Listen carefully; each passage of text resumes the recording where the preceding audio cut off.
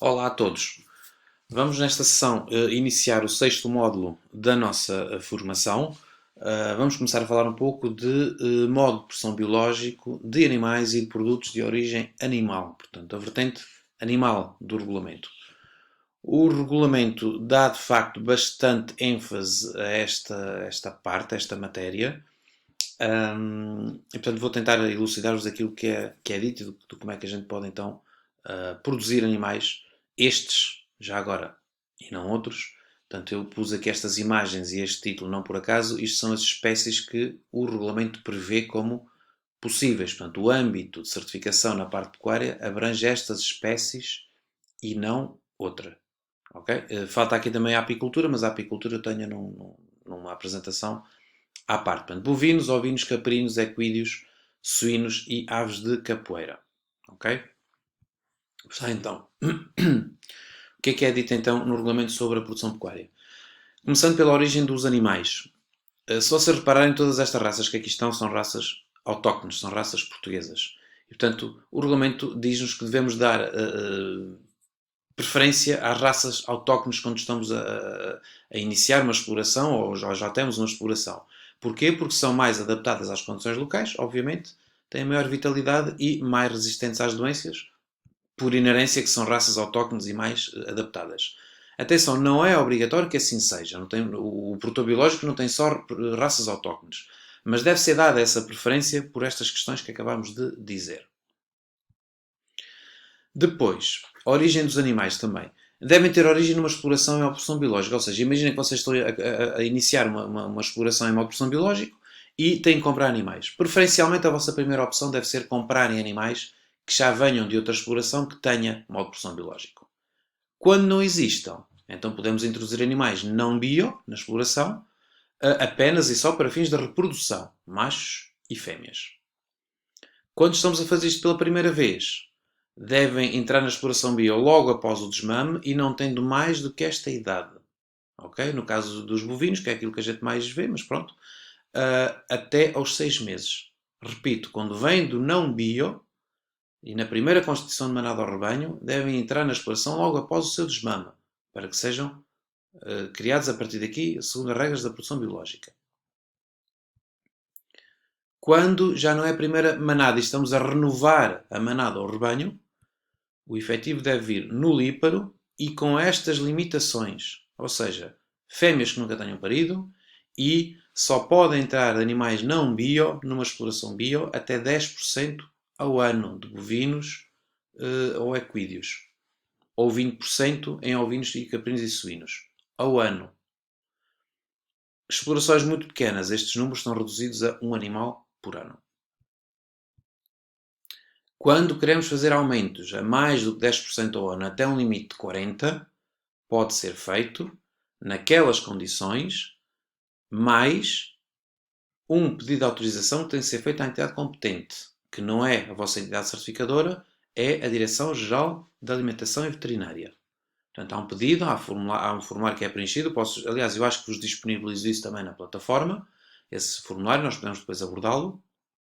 E quando é que isto é possível? Aumentos de 10 a 40% ao ano de animais não bio.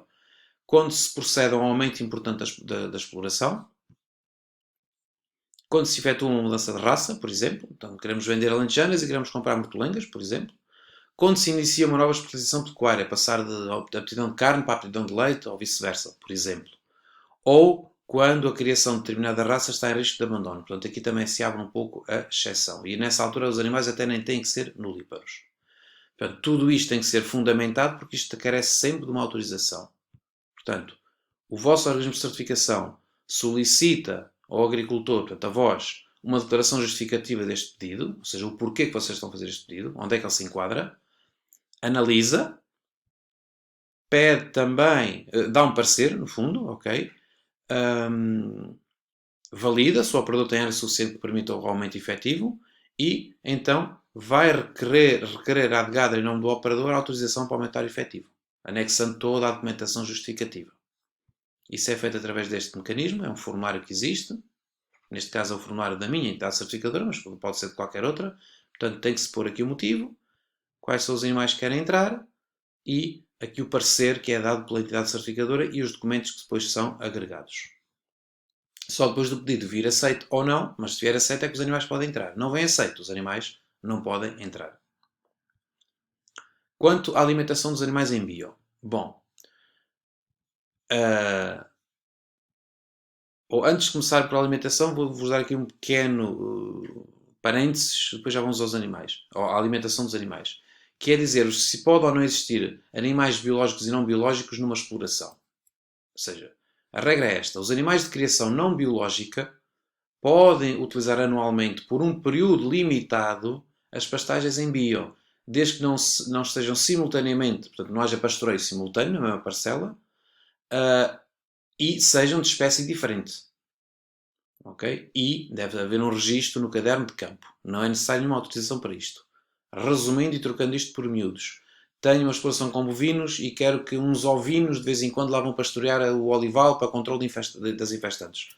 Pode, desde que os ovinos não andam no olival o ano inteiro, não se misturem com as vacas da exploração e, obviamente, sejam de espécie diferente, já está cumprido este parâmetro.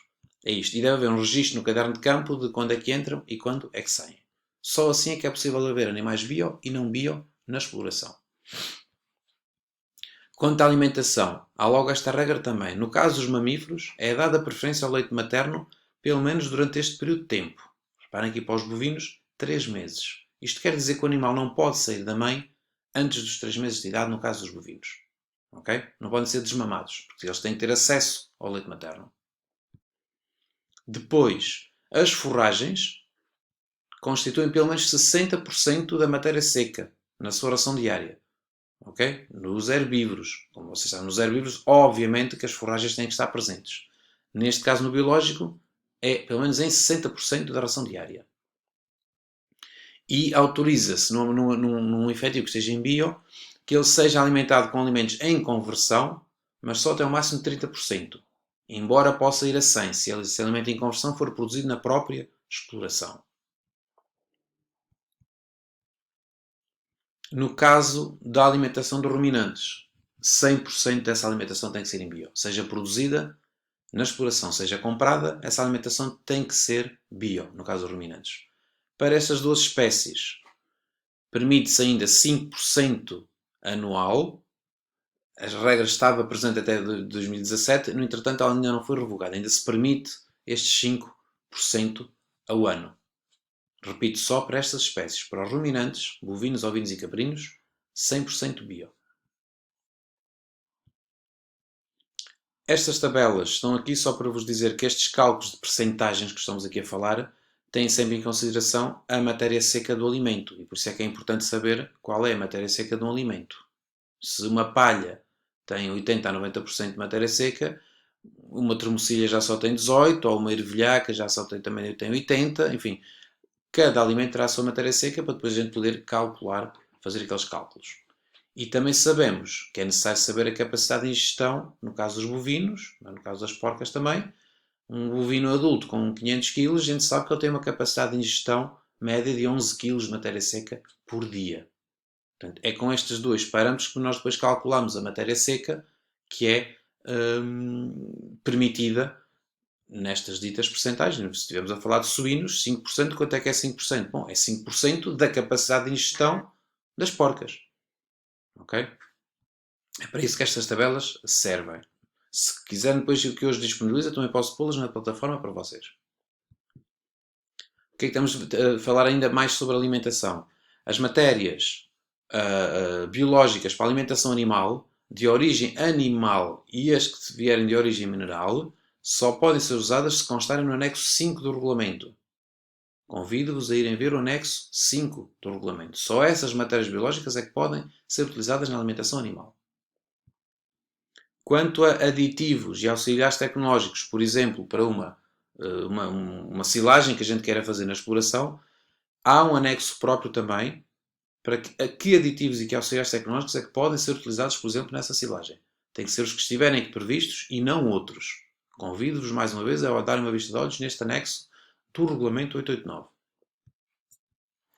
Quanto à gestão das pastagens, o modo de produção biológico privilegia sempre o acesso ao pastoreio. Aliás, os animais são obrigados a ter acesso à pastagem, porque para já porque é a forma mais natural e barata de, produzir, de utilizar a erva produzida e é aquilo que assegura o maior bem-estar animal e a obtenção de produtos pecuários, carne, neste caso, com qualidade e segurança alimentar. Bom, isto é genérico, obviamente. Ainda assim, devemos sempre, em qualquer sistema de pastoreio que a gente tenha, cumprir com algumas questões. Evitar, para já, sobrepastoreios e subpastoreios. O sobrepastoreio, porque, como sabemos, conduz à destruição das plantas e à consequência de degradação da pastagem e erosão dos solos. Okay? Quanto ao subpastoreio, durante o período estival em que a vegetação se encontra seca, pois se esta não for suficientemente removida, põe em risco a regeneração da pastagem do ano seguinte. Okay? Portanto, é normal que a pastagem tenha que chegar ao seu limite para que permita a renovação do ano seguinte. E, portanto, perante estes dois conceitos, chegamos aqui à parte da carga animal ou do encabeçamento adequado. Já vos mostro depois na próxima sessão uma tabela que nos dá exatamente os limites que o regulamento prevê. Terminar esta apresentação só com uma ideia também muito importante: não é possível certificar pastagens em modo de produção biológico se as mesmas não forem pastoreadas por animais em bio ou em conversão. O que é que isto quer dizer? Se eu tiver áreas de pastagem, mas não tiver efetivos para as pastorear, eu não posso certificar aquelas pastagens em bio. As pastagens destinam-se à produção forrageira para o gado se alimentar. Não há gado, eu não consigo certificar as pastagens. Okay? Está aqui o enquadramento. É por isto que não é possível esta situação. Até já!